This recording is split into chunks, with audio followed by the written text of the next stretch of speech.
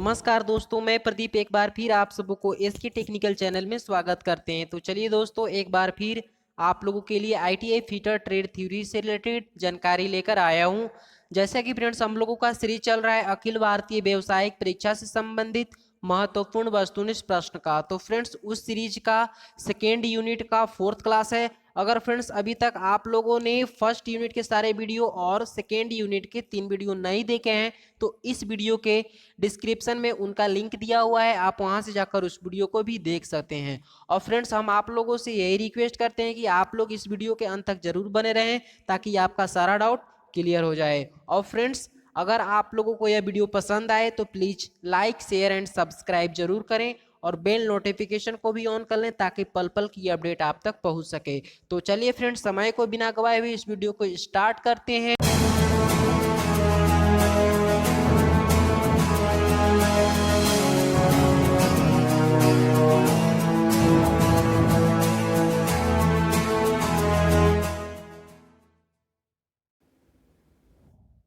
जी हाँ फ्रेंड्स, तो हमने 3 वीडियो के माध्यम से यहाँ पे 45 नंबर क्वेश्चन तक हमने डिस्कस कर लिया था। तो फ्रेंड्स, आज हम इस वीडियो में बात करेंगे 46 से नेक्स्ट चलेंगे।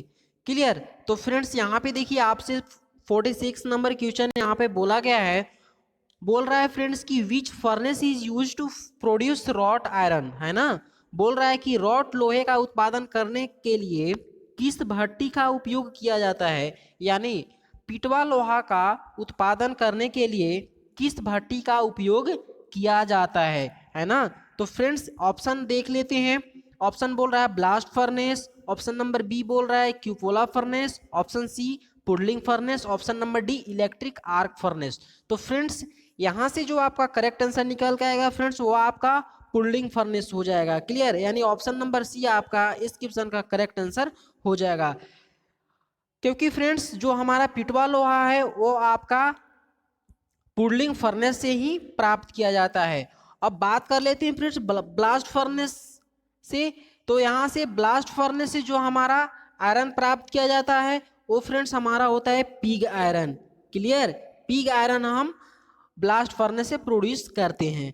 अब उसके बाद बात कर लेते हैं पुडलिंग फर्नेस की। तो फ्रेंड्स, पुडलिंग फर्नेस में हमारा कास्ट आयरन प्रोड्यूस किया जाता है। क्लियर? तो फ्रेंड्स, इससे रिलेटेड भी आपको क्वेश्चन क्लियर होने चाहिए। तो फ्रेंड्स, हमने अभी बात किया कि अगर कास्ट आयरन से पूछा जाए कि कास्ट आयरन को प्रोड्यूस करने के लिए किस फर्नेस का प्रयोग किया जाता है, तो वहां पे आपका आंसर हो जाएगा क्यूपोला फर्नेस।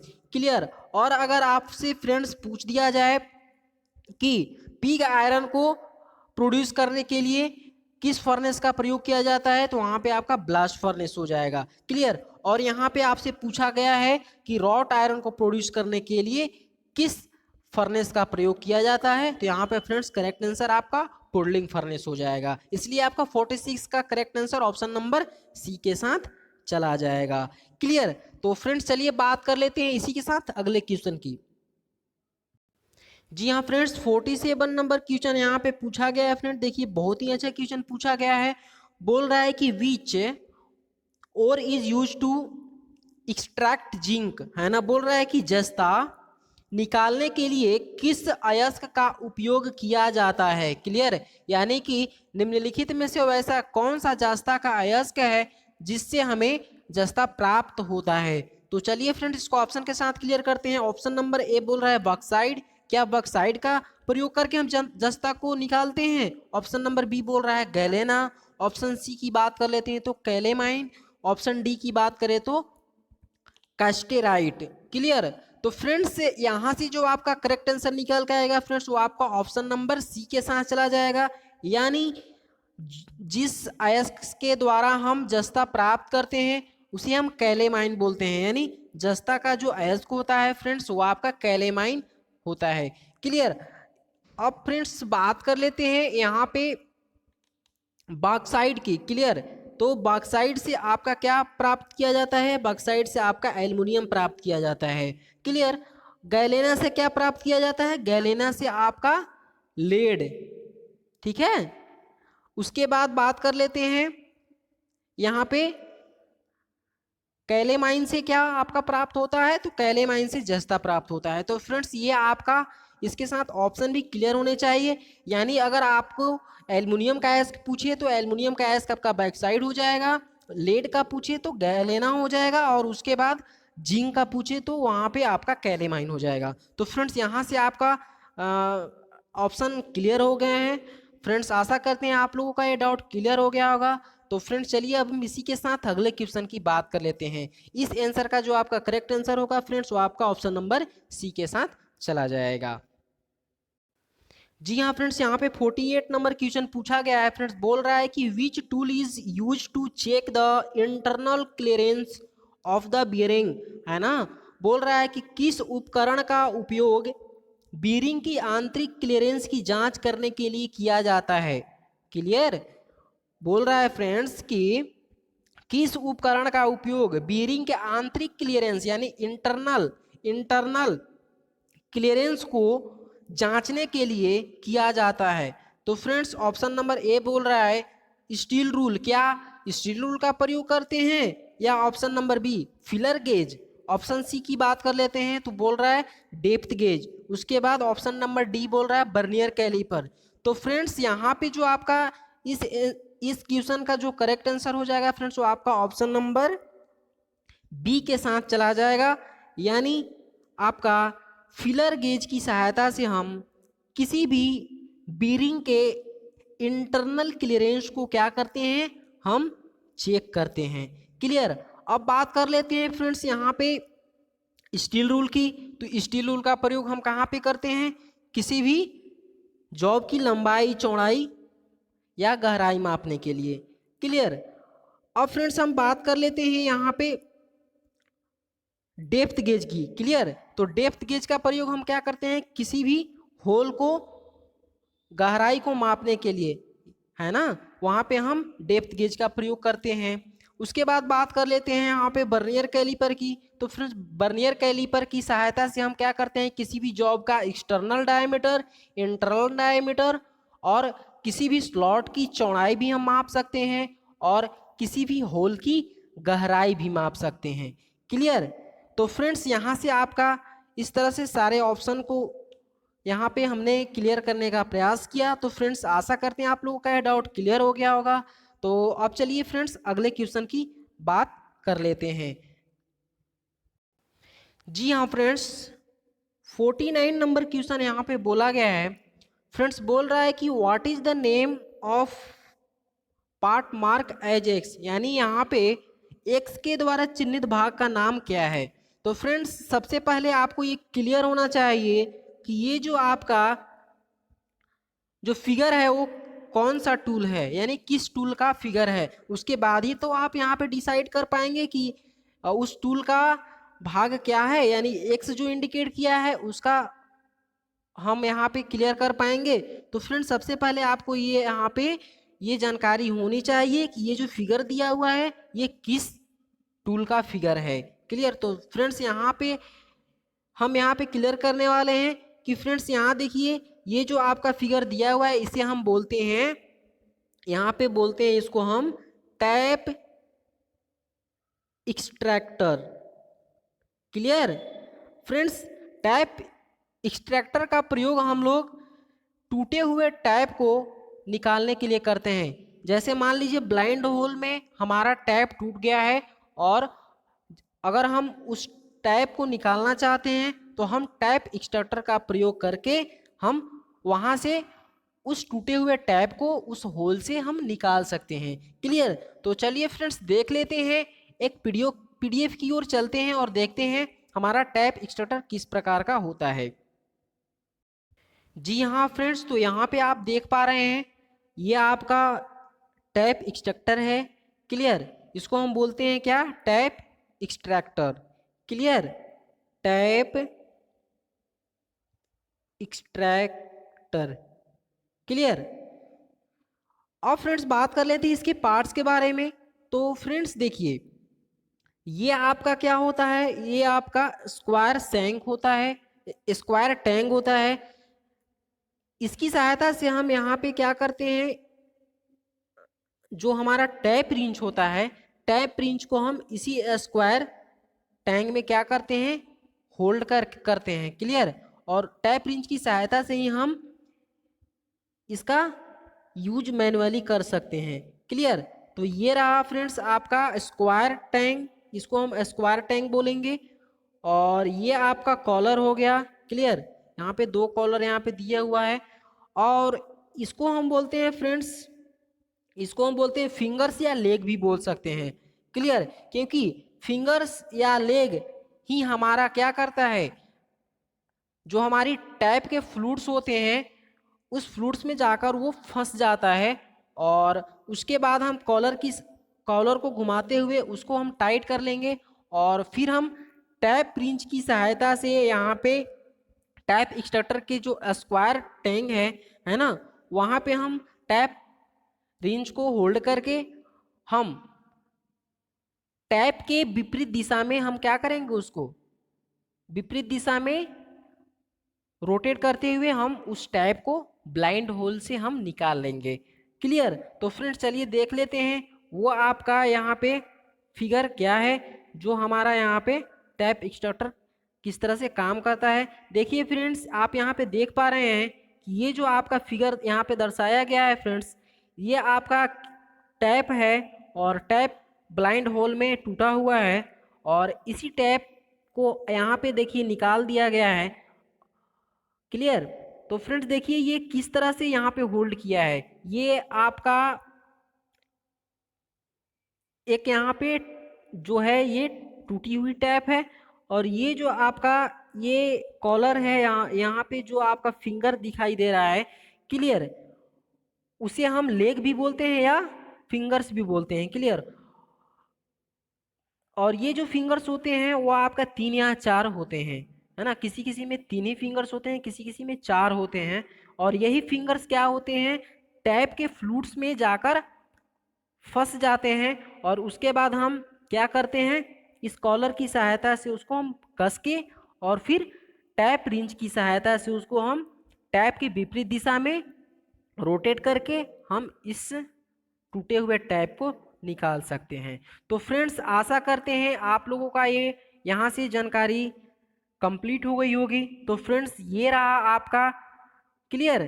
तो आपका ये रहा आपका टैप एक्सट्रैक्टर, जिसकी सहायता से हम क्या करते हैं, किसी भी ब्लाइंड होल में टूटे हुए टैप को निकालने के लिए करते हैं। क्लियर। तो फ्रेंड्स अब चलिए हम क्वेश्चन की ओर चलते हैं। जी हाँ फ्रेंड्स, तो जैसा कि हमने उस फिगर के माध्यम से क्लियर कर लिया कि ये जो हमारा फिगर है वो क्या है, टैप एक्सट्रैक्टर का है। और टैप एक्सट्रैक्टर का प्रयोग हम लोग कहाँ पे करते हैं, हम किसी भी ब्लाइंड होल में टूटे हुए टैप को रिमूव करने के लिए करते हैं। क्लियर हुआ। अब इसी टैप एक्सट्रैक्टर का यहाँ पे एक्स भाग यहाँ पे दर्शाया गया है और पूछा गया है कि इस एक्स भाग को हम क्या कहते हैं। तो जैसा कि फ्रेंड्स हम यहाँ पे क्लियर किया कि इसे हम क्या कहते हैं, स्क्वायर टैंक बोलते हैं। और ये हमारा दो क्या है, कॉलर है। और इसे हम फिंगर से नाम के जानते हैं। जो हमारा एक्स यहाँ पे इंडिकेट किया है उसको हम फिंगर्स या लेग भी हम बोलेंगे। और ये हमारा यहाँ पे टूटी हुई क्या है, टैप है। क्लियर। और इसी टूटी हुई टैप को हम टैप एक्सट्रैक्टर का प्रयोग करके हम निकालते हैं। तो चलिए अब इसको हम ऑप्शन के साथ क्लियर करते हैं। फ्रेंड्स यहाँ पे ऑप्शन आपका दिया हुआ है। ऑप्शन नंबर ए बोल रहा है कॉलर, ऑप्शन बी बोल रहा है square head. Clear. Square head तो होगा नहीं, क्योंकि स्क्वायर हेड का प्रयोग हम लोग कहाँ करते हैं, टैप रिंच को होल्ड करने के लिए। क्लियर। अब ऑप्शन नंबर सी बोल रहा है फिंगर्स, ऑप्शन नंबर डी बोल रहा है बॉडी। क्लियर। अगर फ्रेंड्स यहाँ पे आपका लेग दिया हुआ रहता तो लेग भी सही होता, और यहाँ पे फिंगर्स दिया है। क्लियर। तो फ्रेंड्स इस क्वेश्चन का आपका करेक्ट आंसर फिंगर्स के साथ चला जाएगा, यानी ऑप्शन नंबर सी हो जाएगा। इसे हम लेग भी कहते हैं, इसे आप याद रखिएगा फ्रेंड्स, इसको हम लेग भी बोलते हैं। अगर मान लीजिए कभी कभी ऑप्शन में दे दिया तो वहाँ पे आप कंफ्यूज नहीं होंगे, इसलिए हमने यहाँ पे बता दिया। क्लियर। तो फ्रेंड्स आशा करते हैं आपका ये क्वेश्चन क्लियर हो गया होगा। तो फ्रेंड्स इसी के साथ अब चलिए हम अगले क्वेश्चन की ओर देख लेते हैं। जी हाँ फ्रेंड्स, तो यहाँ पे 50 नंबर क्वेश्चन आपसे पूछा गया है। फ्रेंड्स बोल रहा है कि what is the angle of acme thread. जी हाँ फ्रेंड्स, बोल रहा है कि एक्मे थ्रेड का कोण क्या होता है। क्लियर। तो फ्रेंड्स चलिए बात कर लेते हैं फ्रेंड्स, यहाँ पे जो आपका एक में थ्रेड का एंगल होता है फ्रेंड्स वो आपका 29 डिग्री होता है, यानी ऑप्शन नंबर सी आपका करेक्ट आंसर हो जाएगा। अब फ्रेंड्स बात कर लेते हैं 55 डिग्री जो आपका एंगल होता है फ्रेंड्स वो आपका BSF, BSP और BSW का होता है। क्लियर। यानी ब्रिटिश स्टैंडर्ड फाइन थ्रेड, उसके बाद ब्रिटिश स्टैंडर्ड पाइप थ्रेड, उसके बाद ब्रिटिश स्टैंडर्ड विटवर्थ। क्लियर। तो इसके साथ इसका फुल फॉर्म भी आपको क्लियर होना चाहिए। BSF का क्या होता है full form, British standard fine thread. BSP का क्या होता है, ब्रिटिश स्टैंडर्ड पाइप थ्रेड। और BSW का क्या होता है, ब्रिटिश स्टैंडर्ड विटवर्थ। क्लियर। तो ये तीनों का जो आपका एंगल होगा फ्रेंड्स वो आपका एंगल कितना हो जाएगा, ये इसका जो एंगल होता है फ्रेंड्स वो आपका 55 डिग्री होता है। क्लियर। ये आपको क्लियर होना चाहिए। और यहाँ पे बात कर लेते हैं 45 डिग्री की, तो 45 को हम यहाँ पे बटरेस थ्रेड का रखते हैं, यानी बटरेस थ्रेड का एंगल आपसे अगर आपसे पूछा जाए तो आपका करेक्ट आंसर 45 डिग्री होगा। तो फ्रेंड्स यहाँ से आपका सारा यहाँ पे ऑप्शन क्लियर हो गए हैं। एंगल से रिलेटेड जितना भी यहाँ पे ऑप्शन था वो हम क्लियर कर लिए। तो फ्रेंड्स चलिए अब हम अगले क्वेश्चन की बात कर लेते हैं। जी हाँ फ्रेंड्स, तो यहाँ पे देखिए 51 नंबर क्वेश्चन आपसे पूछा गया है फ्रेंड्स। बोल रहा है कि what is the advantage of centre screw in die stock. Friends बोल रहा है कि डाई स्टॉक में सेंटर स्क्रू का लाभ क्या है। क्लियर। जो हमारा सेंटर स्क्रू दिया हुआ रहता है डाई स्टॉक में, उस सेंटर स्क्रू का लाभ क्या है, उसका हम क्या प्रयोग करते हैं। तो फ्रेंड्स ऑप्शन नंबर ए बोल रहा है टू टाइटेन द डाई, क्या डाई को कसने के लिए। या ऑप्शन नंबर बी बोल रहा है to adjust the depth of cut, या कट की गहराई को समायोजित करने के लिए। या ऑप्शन नंबर सी बोल रहा है to adjust the dia internal thread. Clear.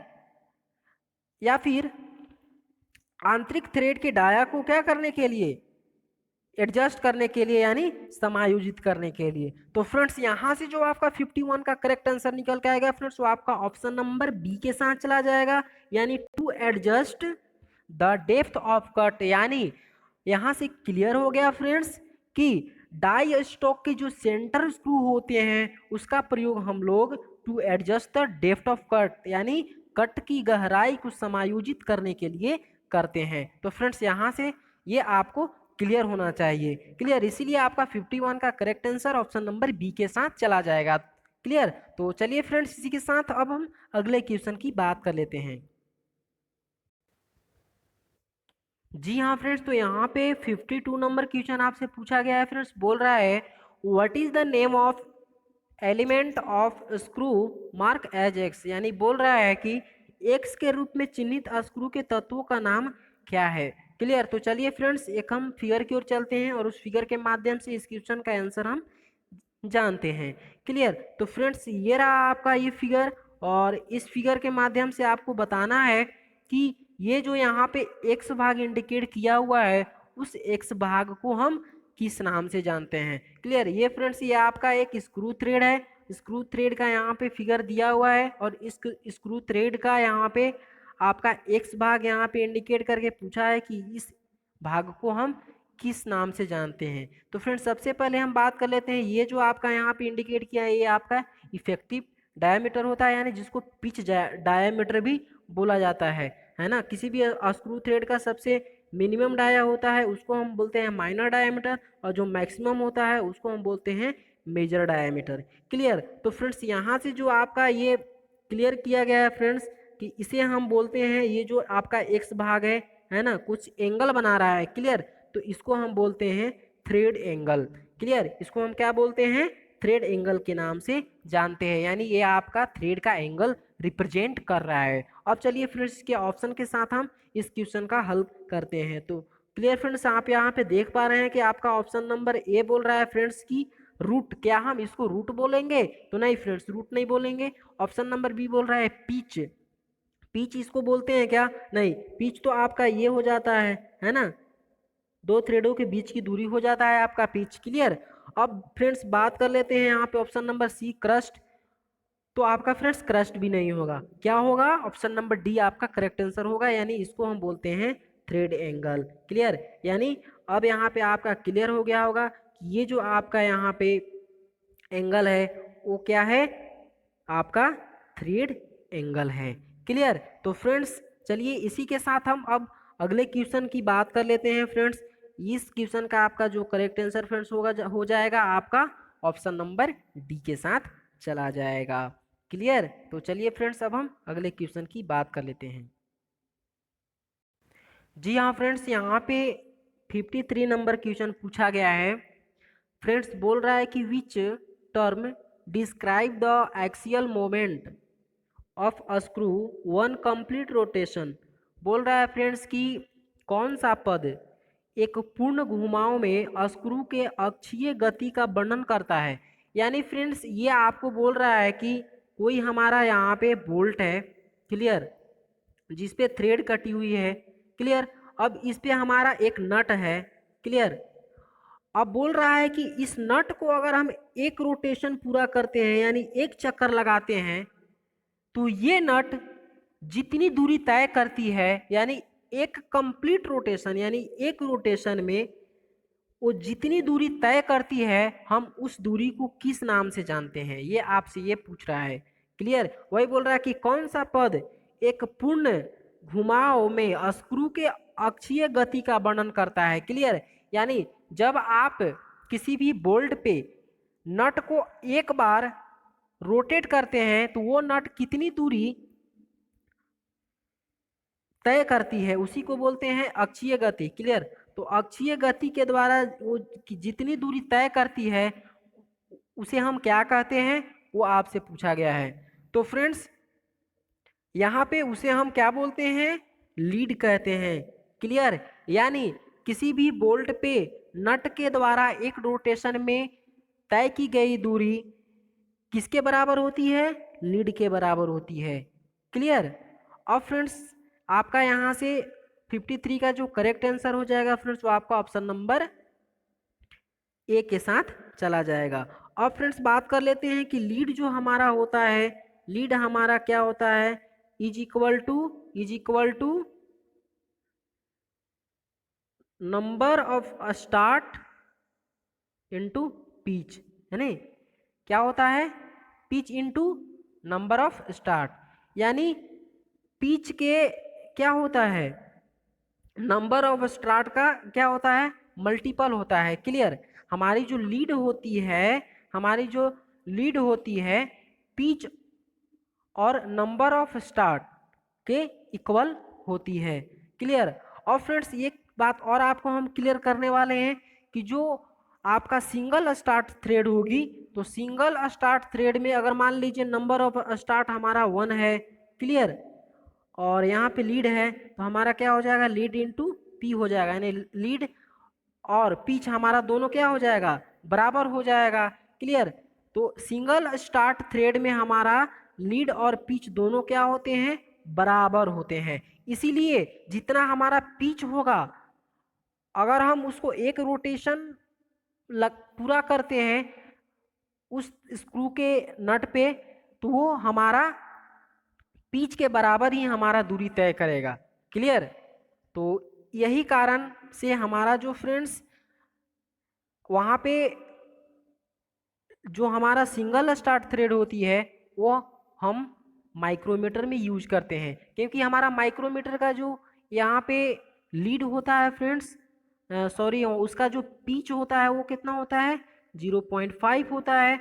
और उसको हम जब एक रोटेशन पूरा करते हैं तो वो हमारा 0.5 mm आगे बढ़ता है, यानी हमारा लीड भी हमारा 0.5 mm हो जाएगा, यानी लीड और पिच वहाँ पे इक्वल होते हैं। इसीलिए माइक्रोमीटर में सिंगल स्टार्ट थ्रेड का प्रयोग किया जाता है ताकि पिच के इक्वल हमारा क्या हो? लीड हो। यानी जितना पिच हो अगर हम उसको एक रोटेशन पूरा करेंगे तो पिच के इक्वल ही वो आगे बढ़ता है।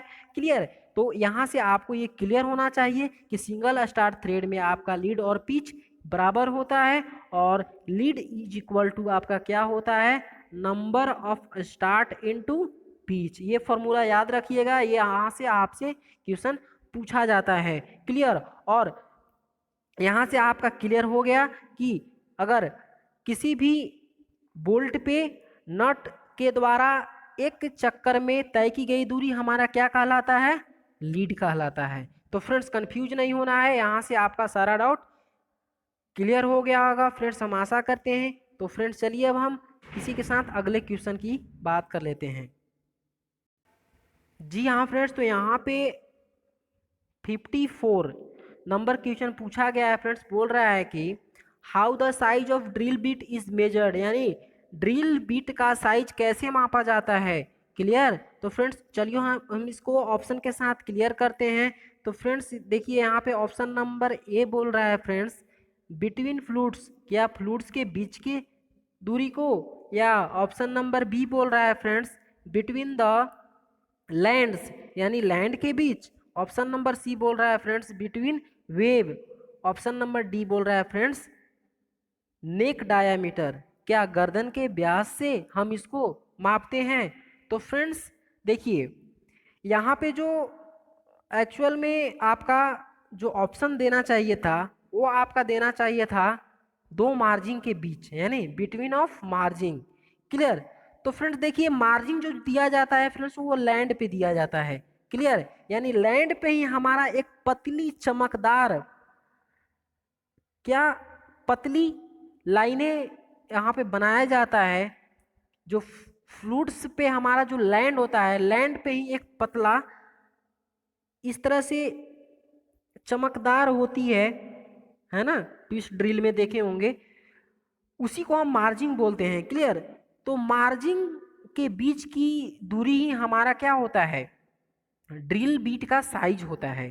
क्लियर। तो हम उसका मार्जिन से लेते हैं। तो फ्रेंड्स मार्जिन हमारा यहाँ पे ऑप्शन में नहीं दिया हुआ है, तो बिटवीन द लैंड आपका करेक्ट आंसर होगा। इसीलिए आपका फ्रेंड्स यहाँ पे 54 का जो correct answer between the land के साथ चला जाएगा, यानी लैंड पे ही हमारा मार्जिन बना हुआ रहता है। क्लियर। लेकिन यहाँ पे लैंड नहीं दिया हुआ है, तो लैंड पर ही हमारा जब मार्जिन बना होता है, इसलिए आपका यहाँ पे लैंड करेक्ट आंसर हो जाएगा।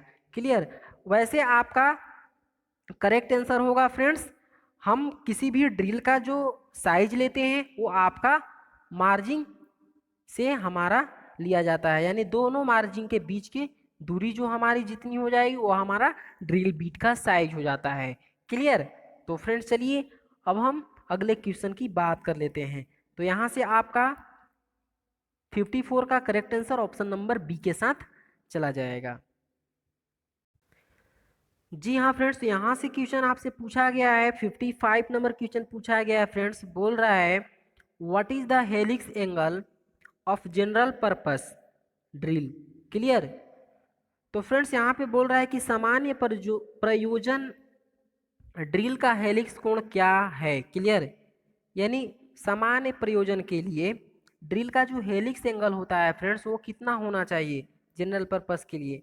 तो फ्रेंड्स सबसे पहले आपको ये जानकारी होनी चाहिए कि हेलिक्स एंगल होता क्या है। क्लियर। ये आपको क्लियर होना चाहिए कि हेलिक्स कोण हम किसे बोलते हैं। क्लियर।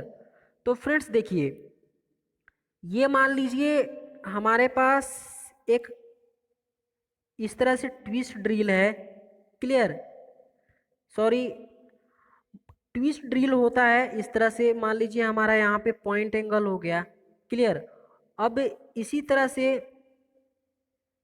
यहाँ पे हमारा क्या होता है, एक एक्सिस होता है ना, ये हमारा ड्रिल की एक्सिस हो जाता है, और इस तरह से हमारा फ्लूट्स यहाँ पे कटे होते हैं। तो फ्लूट्स जो कटे होते हैं फ्रेंड्स वो किसी ना किसी एंगल में कटे होते हैं, यानी ड्रिल की एक्सिस और फ्लूट्स के बीच बनने वाले कोण को हम क्या बोलते हैं, हेलिक्स एंगल कहेंगे।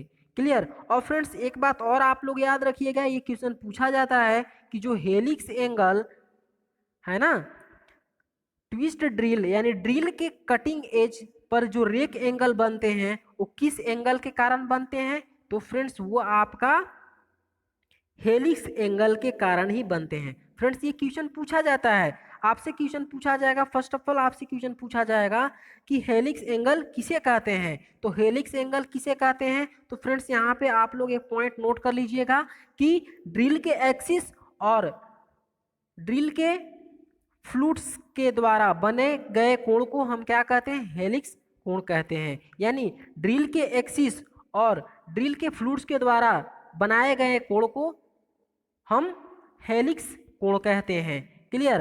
अब फ्रेंड्स बात कर लेते हैं दूसरे पॉइंट की। तो फ्रेंड्स यहाँ पे सेकेंड पॉइंट आप लोग नोट कीजिएगा कि ड्रिल के कटिंग एज पर, है ना, लिखिएगा फ्रेंड्स कि ड्रिल के कटिंग एज पर रेक एंगल हेलिक्स एंगल के कारण ही बनते हैं। क्लियर। ये क्वेश्चन पूछा जाता है कि ड्रिल पे जो आपका रेक एंगल बनता है वो किस एंगल के कारण बनता है, तो हेलिक्स एंगल के कारण ही हमारा ड्रिल के कटिंग एज पर रेक एंगल बनता है। क्लियर। और फ्रेंड्स यहाँ पे बात कर लेते हैं अब आपका रेक एंगल क्या करता है। क्लियर। तो फ्रेंड्स रेक एंगल क्या करता है, हमारे कटिंग क्या करता है, हमारे कटिंग चिप्स के फ्लो को कंट्रोल करता है। क्लियर। हमारा रेक एंगल का काम क्या होता है ड्रिल में, तो वहां पे हमारा काम होता है, जो रेक एंगल का काम होता है फ्रेंड्स वो होता है आपका ड्रिल के कटिंग चिप्स को कंट्रोल करना, है ना। कटिंग चिप्स के कंट्रोल को, फ्लो को क्या करता है, वो कंट्रोल करता है। क्लियर। Rake angle. अब फ्रेंड्स बात कर लेते हैं यहाँ से, तो जो आपसे क्वेश्चन पूछा गया है फ्रेंड्स, वो आपसे पूछा गया है फ्रेंड्स कि जो ड्रिल का जो हेलिक्स एंगल होता है वो क्या होता है, कितना होता है, तो जनरल पर्पस के लिए हमारा 27.5 डिग्री होता है। क्लियर। तो फ्रेंड्स एक बार फिर हम आप लोगों को एक प्रकाश देना चाहते हैं कि हमने यहाँ से जो हेलिक्स एंगल से रिलेटेड यहाँ पे पॉइंट क्लियर किए फ्रेंड्स, आप लोग उसको नोट कर लीजिएगा। क्लियर। क्योंकि ये बहुत ही वेरी इंपॉर्टेंट पॉइंट्स है, एक बार हम आप लोगों को रिवीजन कराना चाहते हैं। क्लियर। देखिए फ्रेंड्स हमने फर्स्ट पॉइंट में आप लोगों को लिखवाया कि फर्स्ट पॉइंट में लिखवाया है कि हेलिक्स एंगल क्या होते हैं। क्लियर। तो हेलिक्स एंगल क्या होते हैं फ्रेंड्स, ड्रिल के एक्सिस और ड्रिल के फ्लूट्स के द्वारा बनाए गए कोण हमारा हेलिक्स एंगल कहलाता है। और फ्रेंड्स सेकेंड पॉइंट लिखिएगा कि हेलिक्स एंगल के कारण ही हमारा ड्रिल के कटिंग एज पर रेक एंगल बनते हैं। क्लियर। दूसरा पॉइंट लिखना है कि हेलिक्स एंगल के कारण ही ड्रिल के कटिंग एज पर रेक एंगल बनते हैं। क्लियर। अब फ्रेंड्स उसके बाद बात कर लेते हैं यहाँ पे थर्ड पॉइंट की। तो यहाँ से क्वेश्चन पूछा जाता है आपका रेक एंगल की यूजेस के बारे में क्वेश्चन पूछा जाता है। तो फ्रेंड्स यहाँ से आपका इस पॉइंट से क्लियर हो जाएगा। लिखिएगा फ्रेंड्स कि रेक एंगल का प्रयोग, है ना, यानी रेक एंगल का प्रयोग यहाँ पे ड्रिल में कटिंग चिप्स के फ्लो को कंट्रोल करना है। यानी क्या होता है, हमारा जो रेक एंगल होता है वो कटिंग चिप्स के फ्लो को कंट्रोल करता है। क्लियर। कटिंग चिप्स के फ्लो को कंट्रोल करने का काम हमारा रेक एंगल का होता है। क्लियर। और हेलिक्स एंगल के कारण ही हमारा ड्रिल के कटिंग एज पर क्या होते हैं, रेक एंगल बनते हैं। क्लियर। और ड्रिल के एक्सिस और फ्लूट्स के द्वारा बनाए गए कोण को हम हेलिक्स एंगल कहते हैं। क्लियर। तो फ्रेंड्स यहाँ से आपका हेलिक्स एंगल से रिलेटेड आपका सारा डाउट क्लियर हो गया होगा। अब फ्रेंड्स बात कर लेते हैं यहाँ पे, देखिए फ्रेंड्स बहुत ही इंपॉर्टेंट पॉइंट है। हम यहाँ पे इस क्वेश्चन पे समय तो ले रहे हैं लेकिन आप लोगों के लिए ही ले रहे हैं क्योंकि इससे रिलेटेड क्वेश्चन पूछे जाते हैं, तो हम फ्रेंड्स चाह रहे हैं कि आपका यहीं पे सारा डाउट क्लियर हो जाए। क्लियर। अब फ्रेंड्स बात कर लेते हैं हेलिक्स एंगल के टाइप्स के बारे में। तो हेलिक्स एंगल आपका 3 प्रकार का होता है ना। 3 प्रकार के हेलिक्स एंगल को डिजाइन किया गया है। अब फ्रेंड्स फर्स्ट हमारा जो ड्रिल होता है यहाँ पे ट्विस्ट ड्रिल को यहाँ पे क्लियर 3 हेलिक्स एंगल में यहाँ पे डिवाइड किया गया है, एच टाइप, एन टाइप और एस टाइप। क्लियर। तो फ्रेंड्स यहाँ से देखिए एच टाइप जो हमारा ट्विस्ट ड्रिल होता है फ्रेंड्स, वो हमारा हार्ड मटेरियल के लिए होता है। क्लियर, हार्ड मटेरियल के लिए होता है। और एन टाइप जो होता है हमारा, वो नॉर्मल मटेरियल के लिए होता है। और एस टाइप जो हमारा होता है वो सॉफ्ट मटेरियल के लिए रखा जाता है। तो फ्रेंड्स देखिए हार्ड मटेरियल का जो एंगल होता है फ्रेंड्स, वो कितना होता है, वो आपका होता है 8 डिग्री से 13 डिग्री।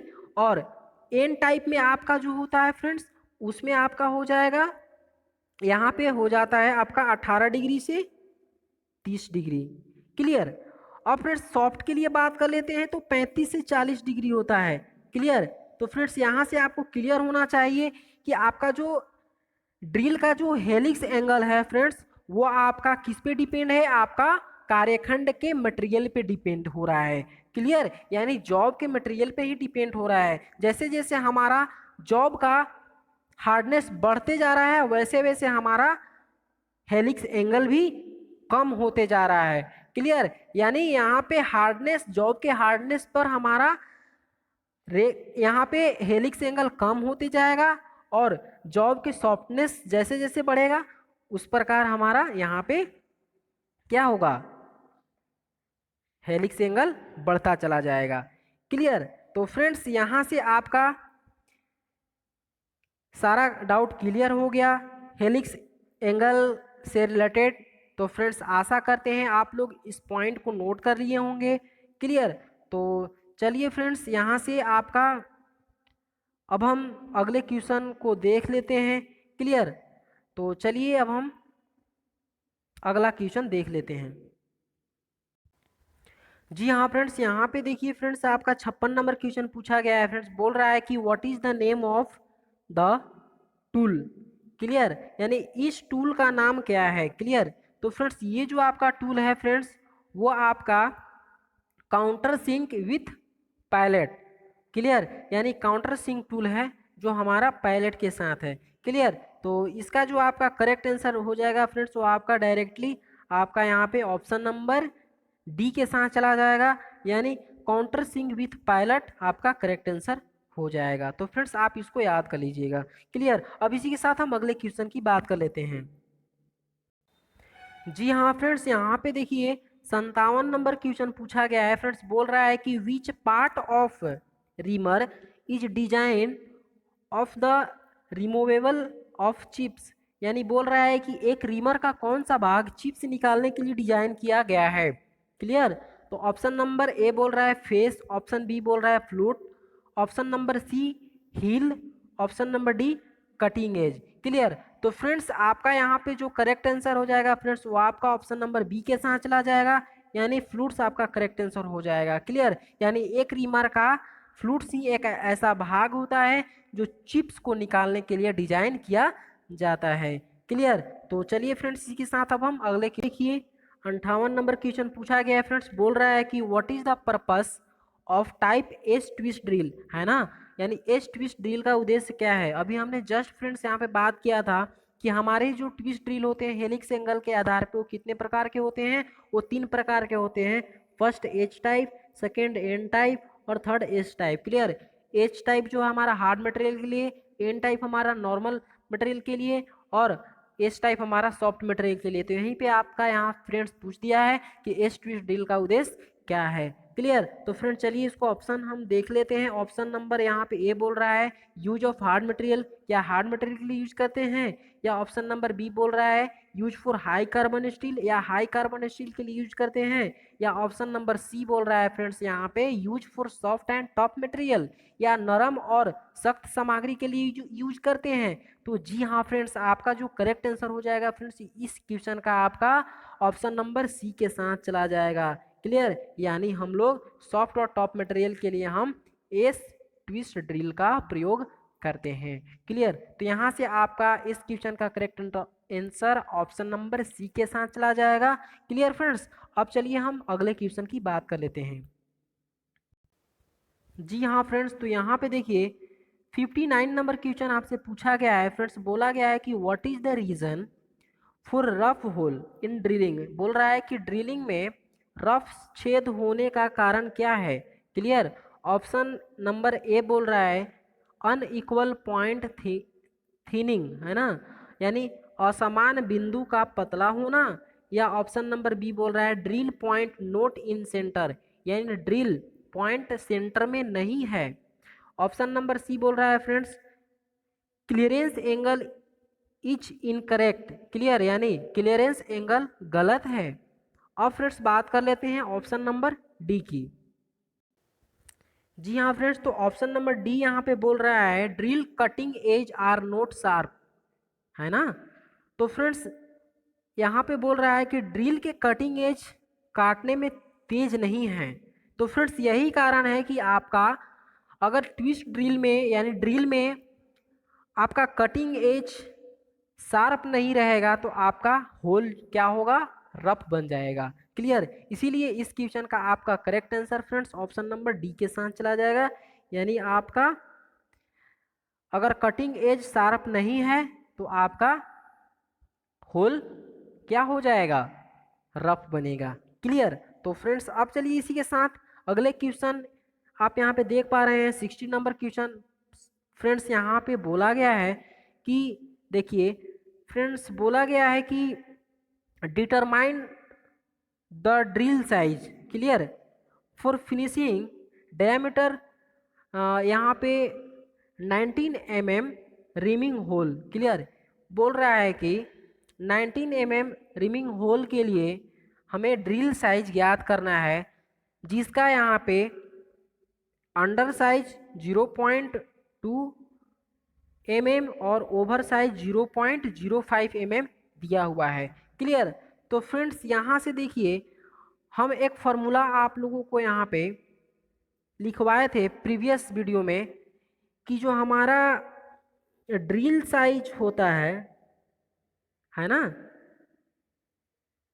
ड्रिल साइज होता है हमारा रीमर के लिए, उसका फॉर्मूला होता है फ्रेंड्स हमारा reamer size minus over size plus under size, clear. ये हमने यहाँ पे लिखवाया था। तो फ्रेंड्स हमारा रीमर साइज कितना है, तो हमारा रीमर साइज 19 mm है। उसके बाद माइनस करेंगे हमारा ओवर कितना है, ओवर कट हमारा यहाँ पे है 0.05 mm और प्लस हम कर देंगे अंडर कट हमारा 0.2 है, क्लियर। तो फ्रेंड्स यहाँ पे आपका आ जाएगा 19 mm, उसके बाद 0.25 mm, क्लियर, ये आपका आ जाएगा। अब इसमें से हम माइनस करेंगे तो फ्रेंड्स हमारा आ जाएगा कितना 18.75 mm, क्लियर। तो ये आपका फ्रेंड्स यहाँ पे करेक्ट आंसर हो जाएगा 18.75 mm। तो चलिए ऑप्शन देख लेते हैं फ्रेंड्स क्या दिया हुआ है, क्लियर। तो यहाँ पे देखिए फ्रेंड्स हमें फर्स्ट ऑप्शन में ही मिल जाता है 18.75 mm, यानी आपका ये करेक्ट आंसर हो जाएगा। तो फ्रेंड्स इस तरह से आपका हम यहाँ पे क्लियर किए डाउट को कि किस तरह से हम यहाँ पे ड्रिल साइज निकाल सकते हैं रिमर के फिनिशिंग के लिए, क्लियर। इसके फॉर्मूला आप लोग याद रख लीजिएगा क्योंकि बहुत यहाँ पे ये इम्पोर्टेंट फॉर्मूला है, ये आपका एग्ज़ाम में पूछा जाता है, क्लियर। तो फ्रेंड्स बस आज के लिए इस वीडियो में इतना ही। हम अगले वीडियो में मिलेंगे अगले जानकारी के साथ। तो फ्रेंड्स आप लोगों को इस वीडियो के अंत तक बने रहने के लिए बहुत बहुत धन्यवाद। Thank you and bye bye.